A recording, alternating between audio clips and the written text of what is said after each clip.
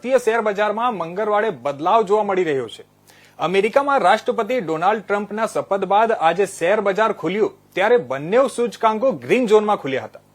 Bombay stock એક્સચેન્જના 30 શેરવાળા સેન્સેક્સમાં 200 પોઈન્ટથી વધુનો ઉછાળો જોવા મળ્યો હતો, જ્યારે નિફ્ટીએ પણ પાછલા બંધની સરખામણીમાં વધારા સાથે ટ્રેડિંગ કર્યું હતું।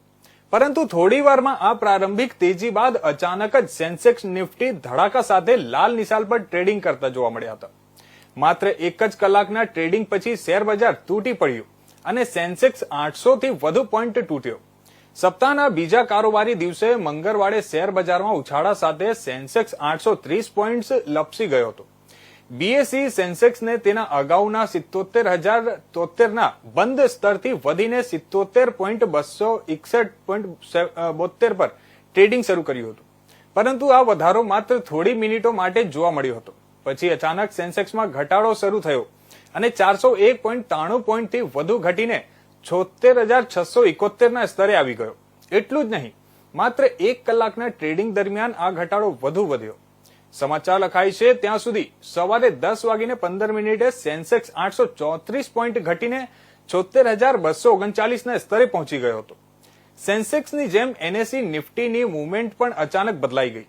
23,421 પર ખુલ્યા બાદ તે 210 પોઈન્ટ લપસીને 23,127 ના સ્તરે આવી ગયો હતો। જ્યારે ડોનાલ્ડ ટ્રમ્પના શપથ બાદ બજારમાં ઘટાડો જોવા મળી રહ્યો છે, ત્યારે અગાઉના ટ્રેડિંગ દિવસે એટલે કે શપથ પહેલા ભારતીય શેર બજારમાં જોરદાર ઉછાળો જોવા મળ્યો હતો। સોમવારે સેન્સેક્સ તેના અગાઉના બંધની સરખામણીમાં લગભગ 300 પોઈન્ટ વધીને 76,978.53 પર ખુલ્યા બાદ લગભગ 700 પોઈન્ટથી વધીને 77,318.94 પર પહોંચ્યો હતો અને અંતે 454.11 પોઈન્ટના ઉછાળા સાથે 77,073.44 પર બંધ થયો હતો। સેન્સેક્સની જેમ નિફ્ટી ઇન્ડેક્સે પણ ગ્રીન ઝોનમાં ટ્રેડિંગ શરૂ કર્યું અને 23,391 સુધી કૂદકો માર્યો। અંતે નિફ્ટી 141.55 પોઈન્ટ વધીને 23,344.75 પર બંધ થયો હતો। મંગળવારે શેર બજારમાં અચાનક આવેલા ઘટાડા વચ્ચે ઝોમેટોનો શેર ફરી ગગડ્યો હતો। આ સમાચાર લખ્યા ત્યાં સુધી ઓનલાઈન ફૂડ ડિલિવરી પ્લેટફોર્મ ઝોમેટોના શેરમાં સતત બીજા દિવસે ઘટાડો થયો હતો। સ્ટોક 8.40 પર હતો, તે ઘટીને 220.75 પર ટ્રેડ કરી રહ્યો હતો।